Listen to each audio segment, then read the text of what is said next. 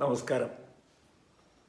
കൽപ്പള്ളി കരുണാകര മേനോനും രാമനാട്ടുകരയും പഴശ്ശിയും east India കമ്പനിയും വയനാടും ചരിത്രവിശേഷങ്ങളുമായി തുടങ്ങട്ടെ. കൽപ്പള്ളി കരുണാകര മേനോൻ്റെ ആ കാലഘട്ടം ഉദ്യോഗമുണർത്തുന്ന ഒരു കാലഘട്ടം തന്നെയാണത്. ആ കാലഘട്ടങ്ങളിലെ കുറിച്ചുള്ള അറിവ് പരിമിതമായി മാത്രമേ നമ്മളെ മുന്നിലുള്ളൂ. അതുമാത്രമേ നമുക്ക് അവതരിപ്പിക്കാൻ കഴിയുള്ളൂ. എങ്കിൽ കൂടെ അദ്ദേഹത്തിൻ്റെ ആ കാലഘട്ടത്തിൽ കൂടെ നമുക്ക് ഒരിക്കൽ കൂടി കടന്നു പോകാം. ഉദ്യോഗജനകമായ ആ ജീവിതത്തെക്കുറിച്ച് കുറച്ച് അറിവുകൾ മാത്രമേ നമ്മുടെ മുന്നിലുള്ളൂ. അതുതന്നെ നമുക്ക് ആകാംക്ഷ ഉണർത്തുന്നതാണ്. കരുണാകര മേനോൻ പെൻഷൻ പറ്റി കുറച്ചു കാലമേ വീട്ടിലിരുന്നുള്ളൂ. പിന്നീട് അദ്ദേഹം ഈസ്റ്റ് ഇന്ത്യ കമ്പനി വിളിക്കുകയും പിന്നീട് ഈസ്റ്റ് ഇന്ത്യ കമ്പനിയോടൊപ്പം തന്നെ പഴശ്ശിയെ തിരഞ്ഞുള്ള ആ യാത്രയിൽ വയനാടൻ കാടുകളിലേക്ക് തന്നെ പോയിട്ടുണ്ട്. അദ്ദേഹത്തിൻ്റെ മരണം നടന്നത് 1917 ഒരു ഉത്രാടം നാളിലാണ്. അദ്ദേഹം മരണപ്പെട്ടത് എങ്ങനെയാണെന്ന് പറയാൻ പറ്റില്ല. ചിലപ്പോൾ വയനാടൻ കാടുകളിൽ അന്ന് മലമ്പനി വ്യാപിച്ചിരുന്ന ഒരു കാലഘട്ടമായിരുന്നു. വയനാടെന്ന് കേൾക്കുമ്പോഴേ മലമ്പനി ഓർമ്മ വരുന്ന ഒരു കാലഘട്ടമാണ്.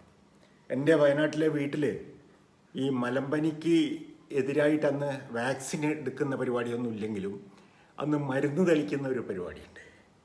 അന്ന് ചുവന്ന പെയിൻറ്റിൽ വാതിലിൻ്റെ മുകളിലോ ഉത്തരത്തിൻ്റെ മുകളിലോ, മരത്തിൻ്റെ വീടാണല്ലോ, അവിടെ DDT എന്ന് എഴുതി വയ്ക്കും. ഒരു മരുന്ന് തളിക്കാരൻ തന്നെ ഉണ്ടായിരുന്നു ഞങ്ങളെ വീടിൻ്റെ അടുത്ത്. എനിക്ക് തന്നെ ഓർമ്മയുണ്ട്. അദ്ദേഹം വരുമ്പോൾ ആ പഴയ മരുന്ന് കളിക്കാരനാണ് വരുന്നതെന്ന്. അയാൾ മരുന്ന് കളിക്കാരനായിരുന്നില്ല അന്ന്. പക്ഷേ പഴയ കാലം തൊട്ട് തുടർന്ന് വന്ന ഒരു ജോലി അദ്ദേഹം ഏറ്റെടുത്ത് നടത്തിയെന്ന് മാത്രമേ ഉള്ളൂ. അദ്ദേഹത്തിൻ്റെ പേര് പെട്ടെന്ന് എനിക്ക് ഓർമ്മ വരുന്നില്ല. അപ്പോൾ ഈ DDT എന്ന് എഴുതിയത് പലപ്പോഴായിട്ടും ഈ ഉത്തരത്തിൻ്റെ മുകളിൽ ഞാൻ കണ്ടിട്ടുണ്ട്. മാഞ്ഞു പോയതുണ്ട്, പിന്നെ മാഞ്ഞു പോവാതിരുന്നതുണ്ട്. അത് കണ്ടിട്ടാണ് ഞാനത് മനസ്സിലാക്കിയത്. അത് ഞാൻ വീട്ടിൽ അച്ഛനോടോ അമ്മയോടോ അച്ഛമ്മയോടോ ചോദിച്ചപ്പോഴാണ് പറഞ്ഞത്, ഇങ്ങനെ മരുന്ന് തെളിച്ചു കഴിഞ്ഞാൽ അങ്ങനെ എഴുതി വയ്ക്കുന്നത്. അപ്പോൾ പ്രത്യേകിച്ച് വാക്സിൻ എടുക്കുന്ന പരിപാടിയൊന്നും അന്നില്ല. പ്രതിരോധ മരുന്നുകളൊന്നുമില്ല. മലമ്പനി പേടിച്ച് വയനാട്ടിലേക്ക് ഒരാളും പോകാതിരുന്നൊരു കാലഘട്ടമായിരുന്നു. അതൊക്കെ കഴിഞ്ഞതിന് ശേഷമാണ് കുടിയേറ്റം കൂടുതൽ വയനാടുകളിലേക്ക് വന്നത്. അപ്പോൾ ഈ മലമ്പനി ഇപ്പോഴും ആ മലമ്പനിയെപ്പറ്റി പൂർവികർ പഴയ ആൾക്കാർ പറയാറുണ്ടായിരുന്നു. ഈ അടുത്ത കാലം വരെ പറയുന്നത് ഞാൻ കേട്ടിട്ടുണ്ട്. അപ്പം മരുന്ന് തളിക്കുക എന്ന് പറഞ്ഞാൽ കുറ്റിപ്പമ്പാണ്, പിച്ചളേൻ്റെ ഒരു പമ്പാണ്. ആ പമ്പിൽ പച്ചവെള്ളം ഒഴിച്ച് DDT എന്ന് പറയുന്ന മരുന്ന് ഒഴിച്ച് കൊതുക് വരാതിരിക്കാൻ വേണ്ടിയിട്ട് ചുറ്റുപാട് മടിക്കും, അണുക്കൾ വരാതിരിക്കാൻ വേണ്ടിയിട്ട്. അപ്പോൾ അങ്ങനെ അടിച്ചു എന്ന് തെളിയിക്കാൻ വേണ്ടിയിട്ടാണ് ആ വീട്ടിൽ DDT എന്ന് ഇംഗ്ലീഷിൽ, അത് ഇംഗ്ലീഷിൽ തന്നെ എഴുതിയിരുന്നത്, DDT എന്ന് എഴുതിയിരിക്കുന്നത്. അതൊക്കെ പിന്നീട് എഴുതിയതായിരിക്കും. പഴയതൊക്കെ മാഞ്ഞു പോയിട്ടുണ്ട്, മാഞ്ഞു പോയതായിട്ട് കാണുന്നുണ്ടായിരുന്നു.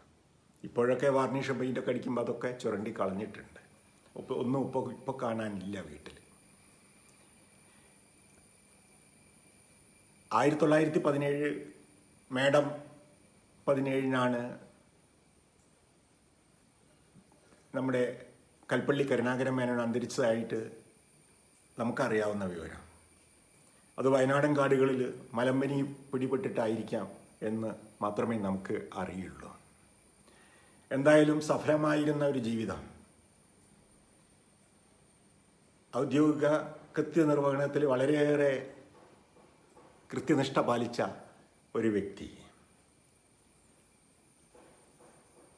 നാട്ടുകാർക്കും വീട്ടുകാർക്കും കുടുംബക്കാർക്കുമെല്ലാം സഹായങ്ങൾ ചെയ്തിരുന്ന ഒരു വ്യക്തിയായിട്ട് തന്നെയാണ് ചരിത്രത്തിൽ നിന്ന് മനസ്സിലാക്കാൻ കഴിയുന്നത്. ഞാൻ ഈ വീഡിയോ തുടങ്ങിയതിന് ശേഷം പലരും എന്നോട് പുലാപ്ര തറവാട്ടിലെ കഥകളെപ്പറ്റി പറയാറുണ്ട്. പക്ഷെ ഞാൻ അതൊന്നും ഇവിടെ വിവരിക്കുന്നില്ല. കാരണം നല്ലതും ചീത്തയൊക്കെ ഉണ്ടാവുമല്ലോ, എല്ലാം ഉണ്ടാവും. ചീത്ത എന്ന് നമുക്കിന്ന് തോന്നുന്നത് അന്ന് നല്ലതായിരിക്കാം. അങ്ങനെയുണ്ടൊരു കാര്യം. അല്ലെങ്കിൽ അവർക്ക് ചീത്ത എന്ന് തോന്നുന്നത്, അല്ലെങ്കിൽ എനിക്ക് ചീത്ത എന്ന് തോന്നുന്നത് മറ്റൊരാൾക്ക് നന്മയായിരിക്കാം. അപ്പോൾ അവിടെ നന്മയും തിന്മയും ഒന്നും വേർതിരിക്കാൻ നമുക്ക് കഴിയില്ല. ചരിത്രമാണ്, ഉള്ളതേ നമുക്ക് പറയാൻ പറ്റുള്ളൂ. പക്ഷേ ഈ പറഞ്ഞു കേട്ട വായ്മൊഴികളൊന്നും ഇവിടെ ഞാൻ പറയുന്നില്ല. കാരണം അത് ആധികാരികമല്ലല്ലോ. മറ്റുള്ളതെല്ലാം ഏകദേശം ആധികാരികമായിട്ടുള്ള കാര്യങ്ങൾ തന്നെയാണ് ഈ ചാനലിൽ കൂടി പറഞ്ഞിട്ടുള്ളത്. ഔദ്യോഗിക കൃത്യനിർവഹണത്തിൽ വളരെയേറെ നിഷ്കർഷത പാലിക്കുകയും അതിൽ പ്രശംസ പിടിച്ചു പറ്റുകയും ചെയ്ത കൽപ്പള്ളി പുലാപ്ര കരുണാകര മേനോൻ തൻ്റെ ജീവിതത്തിൽ തൻ്റെ കുടുംബത്തിലും കുടുംബക്കാർക്കും തൻ്റെ വീടിനോട് ചേർന്നിട്ടുള്ള പ്രദേശത്തെ പാവപ്പെട്ടവരായിട്ടുള്ള മിക്കവാറും എല്ലാവർക്കും സഹായങ്ങൾ നൽകിയിട്ടേയുള്ളൂ. അത് വാമൊഴിയായിട്ട് തന്നെ കിട്ടിയ അറിവ് തന്നെയാണ്, രേഖാമൂലവും കണ്ടതുമാണ്. അതുപോലെ തന്നെ അദ്ദേഹത്തിന് 2 ഭാര്യമാരുണ്ടായിരുന്നു. ആ 2 ഭാര്യമാരുടെയും മക്കളെയും ഒരു പക്ഷഭേദവുമില്ലാതെ അദ്ദേഹം വളർത്തിക്കൊണ്ടുവന്നു, വേണ്ടതെല്ലാം ചെയ്തു. അതുപോലെ മരുമക്കത്തായി ആയിരുന്നു എന്ന് ഞാൻ നേരത്തെ പറഞ്ഞു. അതുപോലെ പെങ്ങന്മാരെയും മരുമക്കളെയും അവരുടെ രക്ഷിതാക്കളെയും എല്ലാം വളരെ നന്നായിട്ട് തന്നെ അദ്ദേഹം പ്രൊട്ടക്റ്റ് ചെയ്തു എന്ന് തന്നെ പറയാൻ പറ്റുള്ളൂ. അതേപോലെ അന്നത്തെ കാലത്ത് ഉണ്ടായിരുന്ന രീതി അനുസരിച്ച് ബ്രാഹ്മണർക്കൊക്കെ വേണ്ട രീതിയിൽ ഭക്ഷണം കൊടുക്കുക, വസ്ത്രം കൊടുക്കുക, അതുപോലെ പാവപ്പെട്ടവർക്ക് വേണ്ടി സഹായങ്ങൾ ചെയ്യുക, ദാനം കൊടുക്കുക, ഇതെല്ലാം കൃത്യമായി ചെയ്തിരുന്ന ഒരു വ്യക്തിയാണ് പുലാപ്ര കരുണാകര മേനോൻ. അത്തരം അറിവുകളാണ് നമുക്ക് ലഭിച്ചിട്ടുള്ളത്. ആ അറിവുകളാണ് ഞാൻ നിങ്ങളിലേക്ക് പകരുന്നത്. എങ്ങനെ നോക്കിയാലും ഒരു സാർത്ഥകമായ ജീവിതമായിരുന്നു അദ്ദേഹം പുലർത്തിപ്പോന്നിരുന്നതെന്ന് നമുക്ക് നിസ്സംശയം പറയാം. നമ്മുടെയൊക്കെ ജീവിതത്തിൽ നമ്മുടെയൊക്കെ പാരമ്പര്യം വെച്ച് നോക്കുമ്പോൾ ചരിത്രം എഴുതി വയ്ക്കാറില്ല, ചരിത്രശേഷിപ്പുകൾ സൂക്ഷിക്കാറില്ല. നമുക്ക് തന്നെ നമ്മുടെ മുന്നിൽ തന്നെ ഉണ്ട് ചരിത്രശേഷിപ്പുകൾ. നമ്മൾ സൂക്ഷിക്കുന്നുണ്ടോ? ഞാൻ ഒറ്റ ഉദാഹരണം പറഞ്ഞു തരാം. 1989 പുതുക്കോട് കുടക്കല്ല്, അവിടെ എല്ലാവരും പറയുക തൊപ്പിക്കല്ല് എന്നാ പറയുക. അല്ല, കുടക്കല്ലെന്നാണ് അവർ പറയുക. എല്ലാവരും പറയുക കുടക്കല്ലെന്നാ പറയുക. കുടക്കല്ലല്ല, തൊപ്പിക്കല്ലാണ്. അങ്ങനെ 2 വലിയ ഭീമാകാരമായ, ഞാൻ കേരളത്തിൽ പല സ്ഥലത്ത് പോയിട്ടും പല യാത്രകളിലും കണ്ടിട്ടുള്ള തൊപ്പിക്കല്ലുകളിൽ ഏറ്റവും വലുതായിരുന്നു പുതുക്കോട് കണ്ടിട്ടുള്ള തൊപ്പിക്കല്ലുകൾ. അതിൽ തൊപ്പിക്കല്ലുകൾ എന്ന് പറഞ്ഞു കഴിഞ്ഞാൽ 3 കാലിൻ്റെ മുകളിൽ വലിയ വെട്ടുകല്ലിൻ്റെ ഒരു കല്ല് ചെത്തിയെടുത്ത് ഈ കൂണിൻ്റെ ആകൃതിയിൽ ഉള്ള അതിൻ്റെ മുകളിൽ കയറ്റി വയ്ക്കും. അന്ന് എങ്ങനെയാണോ ഇത്രയും ഭാരമുള്ള സാധനം അവിടെ കയറ്റി വെച്ചതെന്നൊക്കെ അത്ഭുതം തന്നെയാണ്. അങ്ങനത്തെ 2 എണ്ണം 1989 ഞാൻ അവിടെ കണ്ടിട്ടുണ്ട്. എനിക്ക് വളരെ കൗതുകം തോന്നിയിട്ടും ഉള്ള ഒരു സംഗതിയായിരുന്നു അത്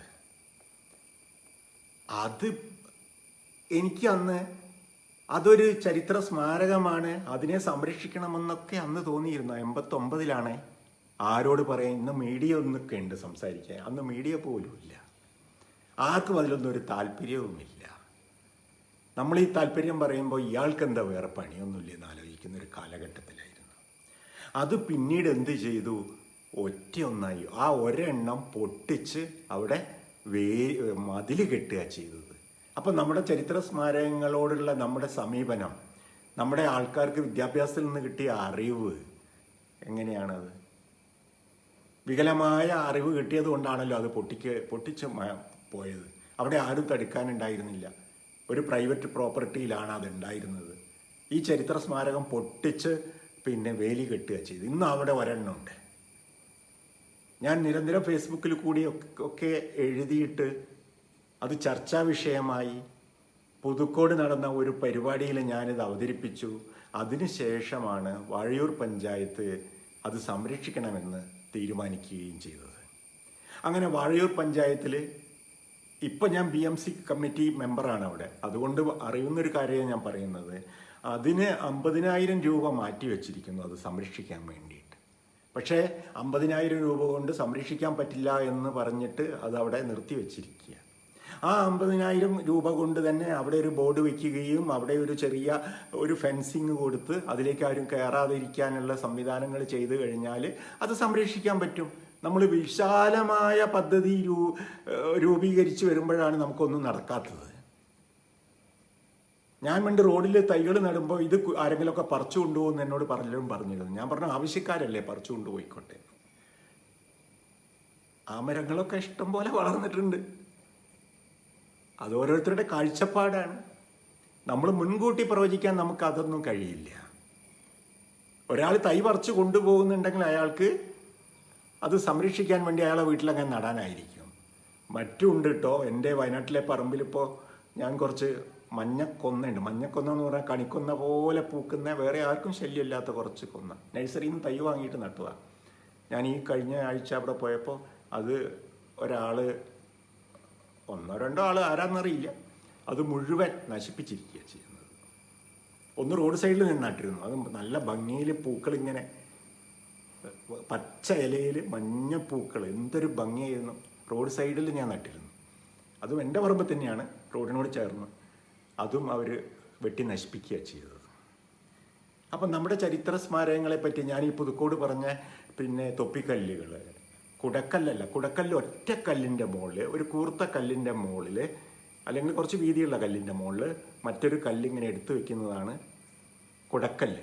കുടയുടെ ആകൃതിയിൽ 3 കല്ലുകൾ ചേർത്ത് വെച്ച് അതിൻ്റെ മുകളിൽ കല്ല് എടുത്തു വെക്കുന്നതാണ് തൊപ്പിക്കല്ലുകൾ.